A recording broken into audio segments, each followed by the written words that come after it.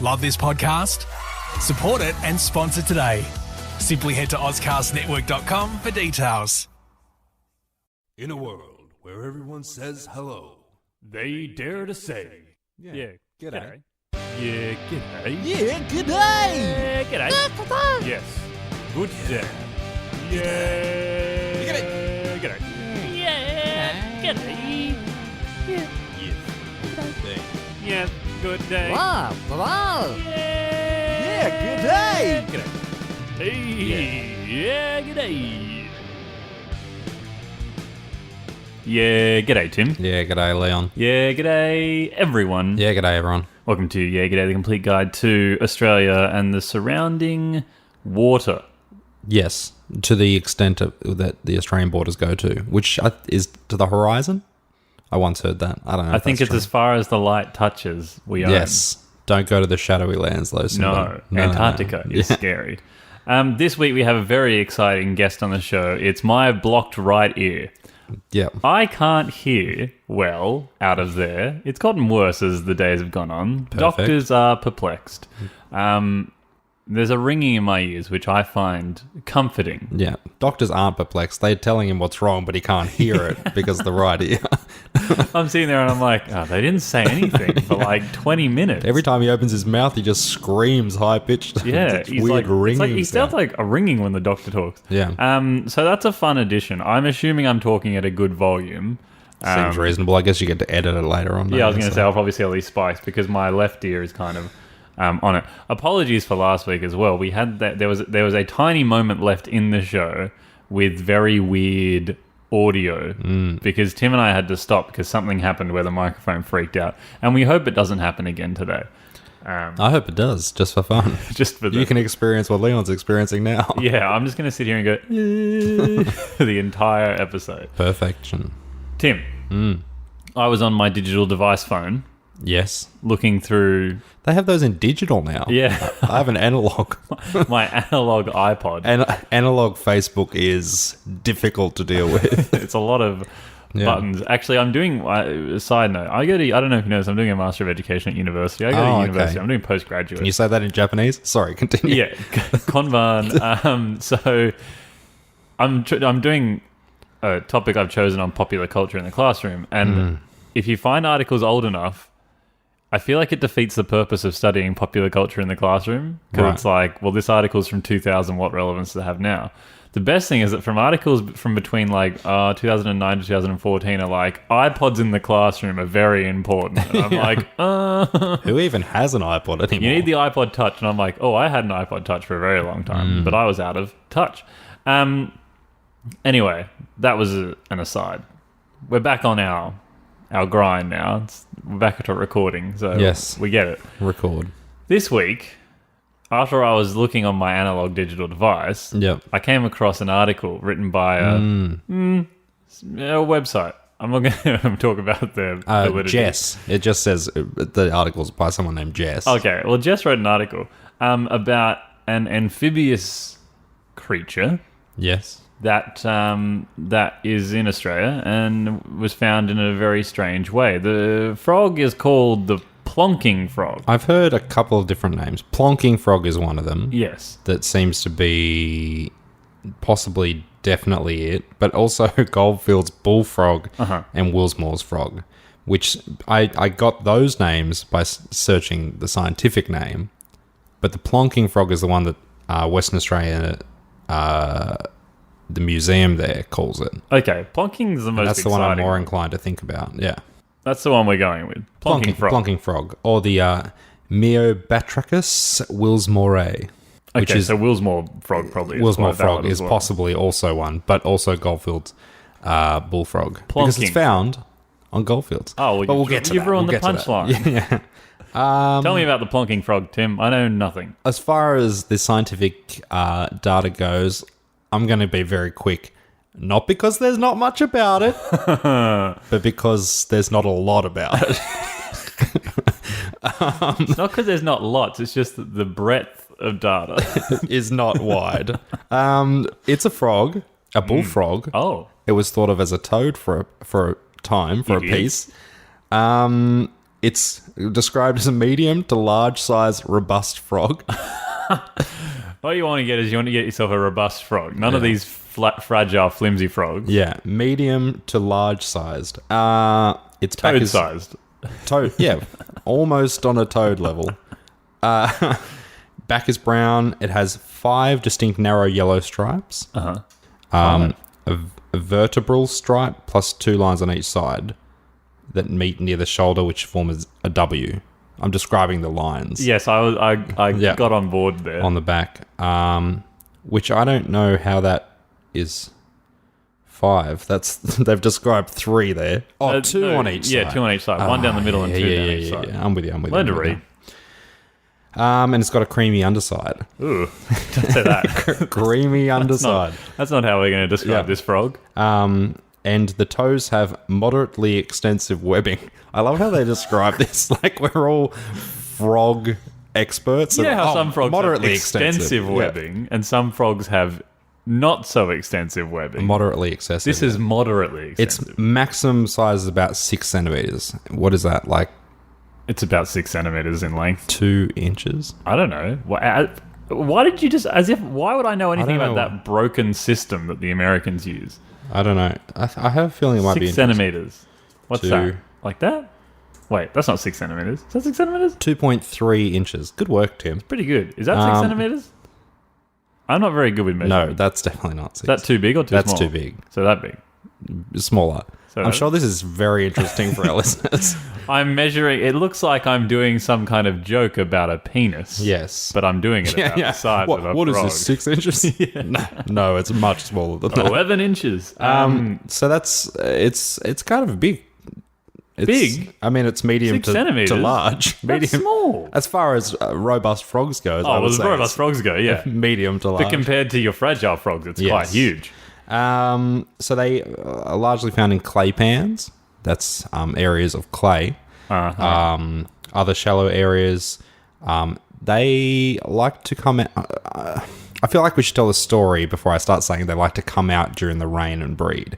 Because that doesn't make any sense if you don't know... Where they're coming from. They leave their little wooden homes. The best way to tell where they're coming from is to talk about the story of how they were how they were documented first by European science. Let's say that. Yeah, that's a pretty good phrase that people should be using all over the world. Because I'm positive that the indigenous people of Australia knew about them before this. No. But this is how they were documented in European science. The way that, colonization works... Nothing existed before. That's the thing is that the people that are indigenous to the land walk around with their eyes closed. Yeah. And then the white settlers come and they're like, look, this is a plant. And they're like, oh, we never saw that before. They show them a frog like, oh my goodness. It's got moderate webbing. That's a medium to large robust frog. We didn't know that was here. Colonization is broken if you didn't know that already. Indeed. So there was a gentleman by the name of Harry Ainsworth. Interesting fact. There's a place called Lake Ainsworth where I went in late primary school for a camp. They offer such activities as archery. I think this is named after this gentleman. Your definition of interesting is interesting. They offer sporting things. I went snorkeling there. It was all very fun. Oh, you should go snorkel. Oh, I was going to say snorkel archery. That's just spearfishing. That is a thing. I've invented a sport. Yeah. So he had this is over in Western Australia. Yeah. So maybe it's actually completely unconnected. Probably. Lake Ainsworth is in New South Wales. People can travel though. He struck gold at Lake Austin, which I think is in WA. Moved into a grand house in Geraldton. 1895, he became mayor of that particular location. Oh, yeah. Everything's going well for him. By the 1900s, he'd lost everything. So he got rich in the gold rush, lost everything. Hoping to recover some of his fortune, he went back to Lake Austin and began searching for gold. This is when this weird shit starts to happen. Okay, so he's 1907... he's at the mainland, which is a location at this other location. It's the mainland. I can't show you a map, so it's very difficult for me to impart to you where this is. He's at Lake Austin. He's sunk his shaft into clay. Into the creamy underside. He went a depth of 10 feet. Oh, 10 feet. Way to He had to brag. use explosives to blast through some hard rock. He bored a hole right into the earth with the intention of, like, obviously breaking it all up to try and find gold, of course. There was some loose red clay under that, I think. But he noticed the leg of a frog. Strange. So what he did, he got in there, dug this frog out. It seemed to be dead. Oh, It was not moving. that's sad. After a few minutes, though, the frog starts to move. Well, this is good news. He probably shat his pants. That's not mentioned in the story, but I imagine you would in The these shit pants circumstances. factor is not mentioned. Remember, this fucking frog is like 10 feet down. This is pretty far down. He had to It's sink his just shaft. in clay. It seems to be dead, although it's not deteriorated at all, obviously. Its No. body's all Been there. mummified in the clay.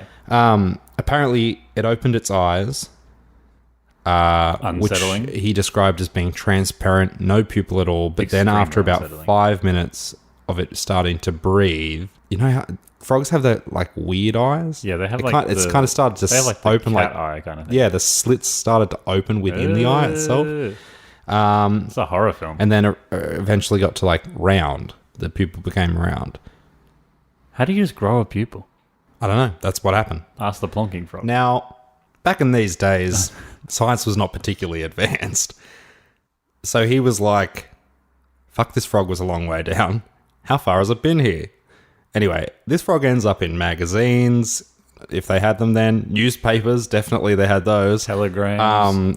Nobody really believed him. There was this huge question around, like, wait, how the hell did the frog get down there? He searched in the actual area to see if there were, like, any bore tunnels of how it dug down. It hadn't dug down. It transported it. It had somehow sunk or something. Who the hell knows? Anyway, way too far down. So they were like, how old is this frog? Like 6,000 years old. There were all these claims about it being thousands of years old. Yeah. This frog ended up inspiring poetry from various poets. Excellent. It was on display at the museum and at the zoo in Western Australia for a long time. It became internationally kind of renowned. But then eventually the frog just disappears after it had been on display. They think they were talking about like looking at its organs, but yeah, we don't know what whether it was happened. dead or not. It's and possible it did was hop possibly away. killed, yeah. But obviously we don't have a picture of that original frog, but from the description that he gives, which is like identical to the description I gave, medium to large, robust. etc., they figured out that it's this frog when they found it later on. The later on story is not that good. They just found, I don't know, they found the frog. refound the They same refound the frog. But yeah, that's kind of like the novelty of this frog, which is why we chose it. It was Why I found in a found that weird story, way. yeah. And it like burrows into the earth and then seems to like go into a deep coma of some sort. Just, I'm done with this. Yeah, I'm and getting out of It here. only comes back up when it rains, and then it breeds. Apparently, the tadpoles convert into frogs within 40 days. It's quite quick. Everything happens quite quickly. Sounds quick. And then they're on their way. What a way to live. Yeah, just I'm like- under the ground. I understand that he looked for boreholes and he wasn't just like making unfounded comments. But I do love that he's just like, how could it possibly have gotten down here? This is ridiculous. There is a frog 10 feet underground. And boreholes don't just fill up once you dig if you're that far under. Does anyone here know anything about boreholes? Sorry, I'm a gold miner from the past. We'll just neglect the fact that he's fucked with the stratigraphy of the area by boring into it himself. You Like used just a big word. I did use stratigraphy. History and archaeology students, geography students, you'll know what I'm talking about. I'm a geography teacher and I'm confused. It's the layers in the soil. Oh, yeah, the stratospheres. Yeah. Yes, not the stratospheres. No, yes, Jesus black holes. Christ, yeah. Please help the children. He did blow it up. Like, he used dynamite. Yes. And then he's like, no, there was no possible way. The frog probably had a lovely tunnel that it makes to get down there. And then it was like, well, shit, you've just blown up my tunnel. Yeah. Yeah, he used explosives. What did he think was going to happen? They probably have reinforcements I don't and everything. So what else do we need to know about the frog? I mean, it's a vegetarian, That's good to know. I think. Actually, I think I misread a word. It lays its eggs in vegetation. As to what it eats, I actually don't know. Don't frogs usually eat insects? Yeah, I imagine it probably would. They usually Who's underground though? carnivorous. Tadpoles are Carnivorous, I similar think. in appearance to the Veggies as well. Neobacterus tadpoles, but have larger eyes. So Cute. if you want to know what its tadpoles look like, just imagine those Neobacterus tadpoles but yeah. with larger eyes. Lives in arid and sandy areas, hence the seasonal flooding and it coming up. I don't know what else you want to know about it. They call this... There's a frog called the shoemaker frog, which is similar. Okay. Something about being hollow. I don't know. So what? It's got a pretty wide... It lives in Western Australia. Like I said, there's not a lot of information. But there's not much either. But these frogs do live for 6,000 years. That's something. yeah, to the know. thing that we do know is that these frogs are invincible. I think there's other types of frogs all over the world that do this similar thing to this, though. Yeah, and I just love it. Like, I love when animals are discovered and stuff, and if they're doing anything slightly out of the ordinary from normal, it's like, impossible. Yeah. No. There's I a don't- cat that lives in trees. I'm out. I don't believe this for a second. You're telling me there's snakes that live in water? That's Yeah. called an eel, my friend. No, snakes. Okay, well then you're just lying. I don't think that that's a possibility, my friend. I don't think that's possible at all. Yeah, no, they don't. They like to deny things. Digging frogs. Humans do, I guess. Yeah. So is that all we need to know on I mean, that's- the plonking frog? Yeah. So is it the plonking frog is I think the plonk is about the noise it makes. I was trying to remember the word that means it's only in Australia. What? Like the word for like something, an animal that's only found in one country. Native? Not native. Isn't it like endemic or something like that? Yeah, something like that. Maybe not. Yeah. Native is, slightly different. Yeah. Because you can find it other places as well. Yeah. Interesting. Well, yeah. But is it only in Australia, the plonking frog? I believe so. From all Yeah. the research you've done? Yeah. I mean, the data clearly, it paints a very specific picture of Very this frog. vivid picture. The only picture I have is a literal picture of this frog. I mean, I could describe, it looks quite wet in this photo. Moist. Yeah. Is that the difference between a toad and a frog? The moisture? I have no idea. Because toads tend Toads to are be gross. dry, aren't they? Yeah, that freaks me out. You can put some bloody aloe vera on your skin or some Yuck, shit yeah. and dry. Frogs. and Don't toads. touch frogs, everyone. Remember, don't touch frogs. Yes, wet your hands. If you absolutely must move a frog, wet Yeah. your hands first. You really fuck up their... The acid hurts their skin off your skin. The There's oils. some cool the little spotted frogs, the Yep. small ones. Yeah. What are they? They're just spotted frogs. They're like black and yellow. Yeah. At the zoo now, when I went there for that movie night, there were guys walking around with like the ice cream eskies almost because they had the strap on them, but they'd turn it into like a little is terrarium the right word? Terranium, one Yeah. of those words. With like little frogs just in there. So they were just walking around and it was like, here's some frogs That's to look cool. at. Frogs are cool. Frogs are good, but I do not believe for a minute that they live underground. No. That's ridiculous. They're water based. Fucking wizards. And that's the plonking frog. That's a plonking frog. They do plonk. I think it's like a plonk, Bonk, bonk. plonk, plonk. Some frogs make messed up sounds though. Like some frogs scream. Frogs are very weird. Yeah. The frogs that scream, but they still don't open their mouths. They just like blow out their jowls or whatever you want to call them. That chow. They just go screech. Frogs are a good sign you're in a healthy ecosystem, though. If you've got frogs around, things are going well in your immediate What if I'm in a surroundings. healthy desert though? Like obviously I mean, these there's frogs desert that possibly frogs. could bury Harder to themselves. see. But where Why I are frogs the marker? Huh? Why are frogs the marker? I don't know. Because they absorb so much through their skin. This is I don't know why I know so much about This is frogs we're getting in general. weird. They absorb like a lot of the atmosphere and moisture through their skin. Yeah. So they can't usually handle particularly pollutive environments. Oh. So yeah, we used to Well. have a lot of frogs around my house when I grew up in Bonneville. Lots. They all sit on the window because they like the light, or they sit up there because Oh, like they stick onto it. yeah, they like stick onto the window And and see their then creamy underside. yeah. Big green tree frogs as well. They're really cool. And the moths and shit, because they would be attracted to the light, so the frogs would go there to catch the moths. Frogs are smart. I remember tadpoles at our house growing up. We had frogs as well, but I remember there was Yeah, tadpoles. In Australia, if you leave There's a particular season for it, but if you leave a body of water, like a bucket or something, out long enough, you'll end up with tadpoles in there. Yeah, you sell some tadpoles, my friend. Yeah. Good stuff. You got dad advice? I do. Oh, Where it's is on it? my computer. Oh, that's good. Hang on. Tim's searching for it. Let me just let me Close all read those this. tabs. Read this out to you. Oh, it's a serious one. This one actually. Great. I can only hear half of it, so that's fine. Dear Tim and Leon, how are you, boys? I'm writing because I'm at a bit of a crossroads. My current job is becoming more and more difficult, not because the work is hard, but because I don't think the company has given me what I need to do my best for myself or them. This has just got me thinking about finding ways to leave and go out on my own, since this job was really just a placeholder in a lot of ways, but has simply bloomed more fully as time went on.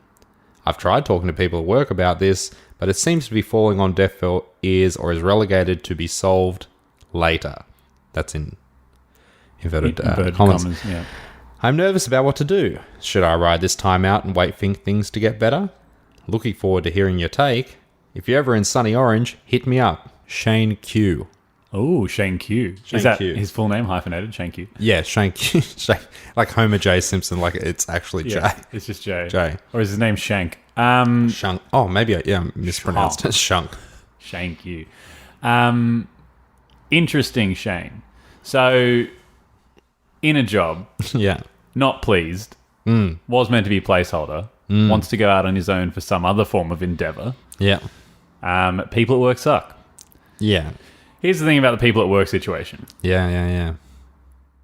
I don't think it's ever useful to talk to people at work about you wanting to leave the workplace. No. Because many things happen. Number one, people like the workplace, so they tell you to stay there. Number two, people like you, so they tell you to stay there. True. And number three, they're not ready to confront their own fear that they're in a bad workplace. True. These are truths. To go out on your own, it all depends on what you want to do. I've seen some people just commit fully to it, just drop everything and go and do it, a la Sam Glisson. Sam Glisson. Although he does do casual part-time work, so He I've been does, talking he to does. him. But this is our friend that you remember him from that episode that we did, episode 2 or whatever it was of podcast or whatever. Yeah. But- Rough stuff. Yeah, Anyone go rough see the stuff, movie. But Sam does all that, the acting and stuff, and I've talked about it before. When I was going through my very illustrious acting career, Yes. the reason it was not so illustrious is because I would be like, no, I have to work rather than do that. Yes. So it's about throwing yourself out there, Shanik or Shank. Shannock. I think it's Shannock. We're going to go with Shannock. Yeah. Look, this is a very serious question. As someone who has both packed up and left an entire state and packed up and left job to go back to career that thought would never go to again, you really just have to do it. And the main thought process is whether it fills you with negative fear or positive nerves and anticipation. A good answer. Shanik. Shannock. Specifically you, Shannock. And Tim, your advice for Shanik? Yeah, Shannock. Interesting. Yeah, you just, I don't know, maybe just, are you nervous? I don't know what your deal is. Like, if this is you or if it's me talking. No, it's not you. I mean, it's Why would it obviously, be? It's obviously Shannock. it's definitely not reflective of my own circumstances. I gave a very serious answer because I thought it was very important and that person could play it over and over again if they're having trouble at the time. Yeah, but yeah. no. Yeah, no. You need an ABN. Yes, Shannock. For God's sake, get an ABN. Don't be an idiot. Set yourself up a website. No, look. Look.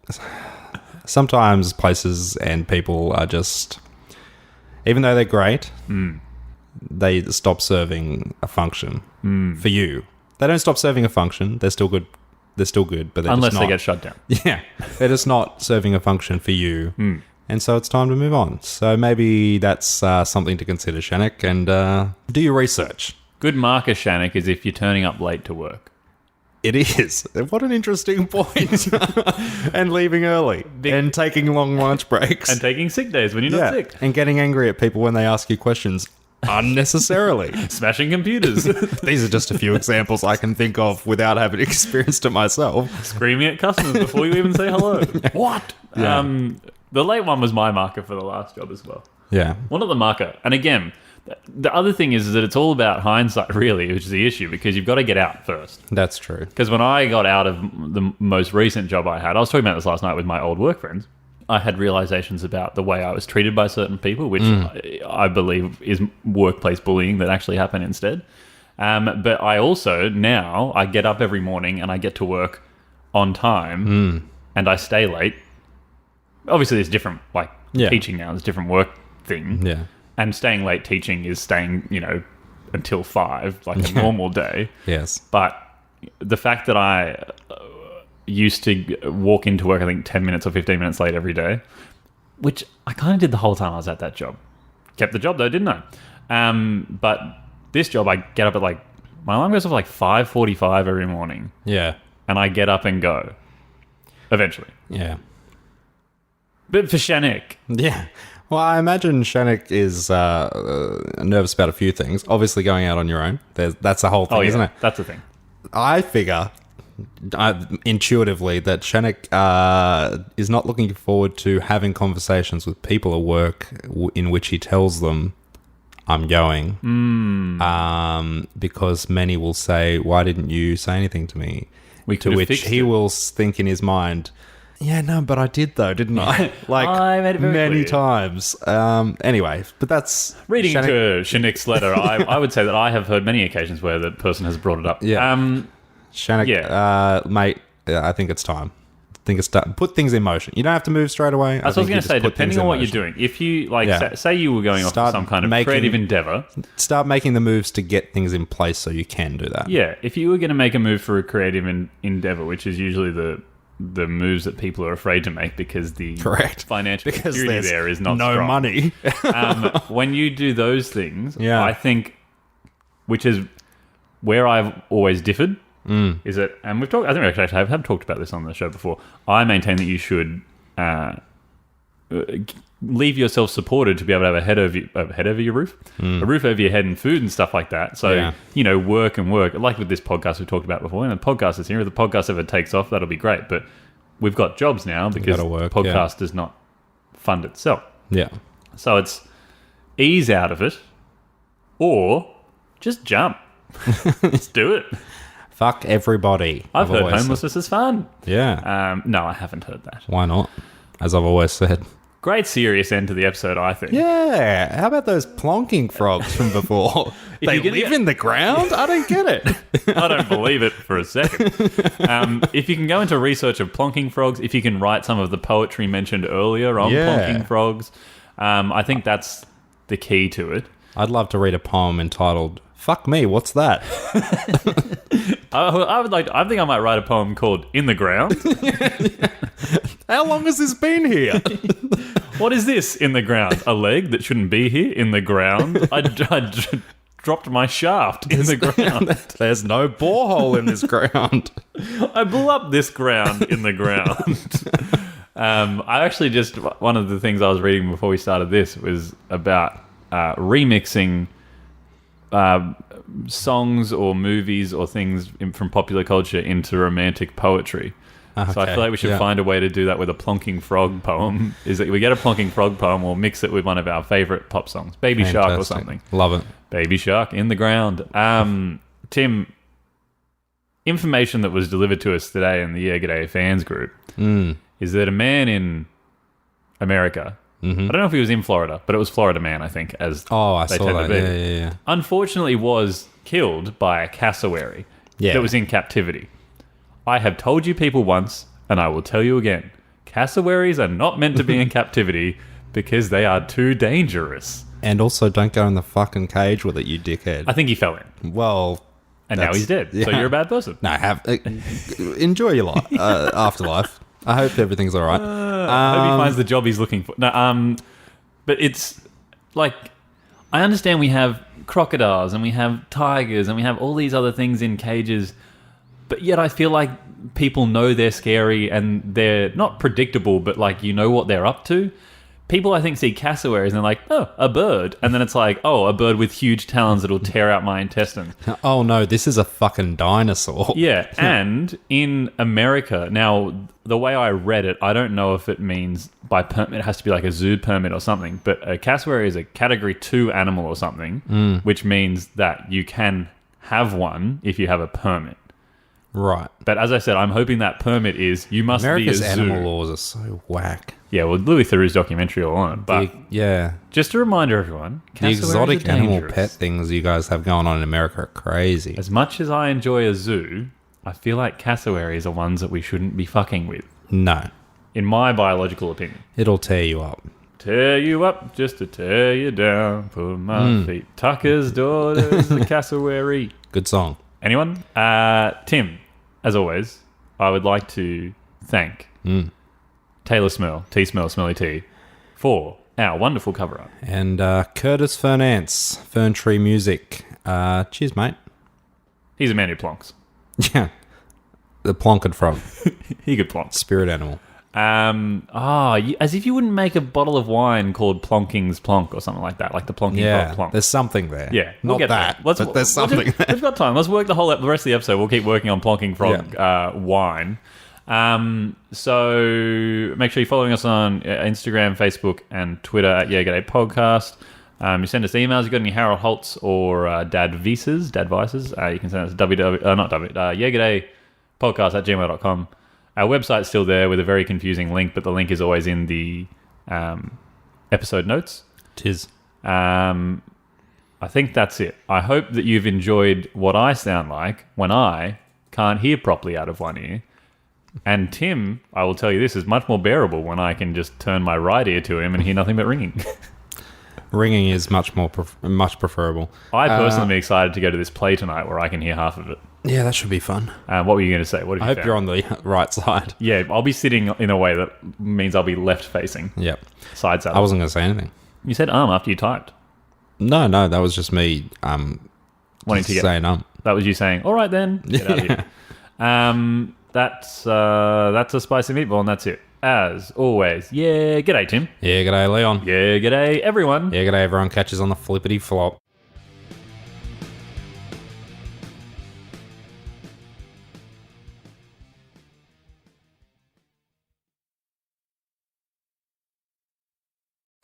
Love this podcast? Support it and sponsor today. Simply head to auscastnetwork.com for details.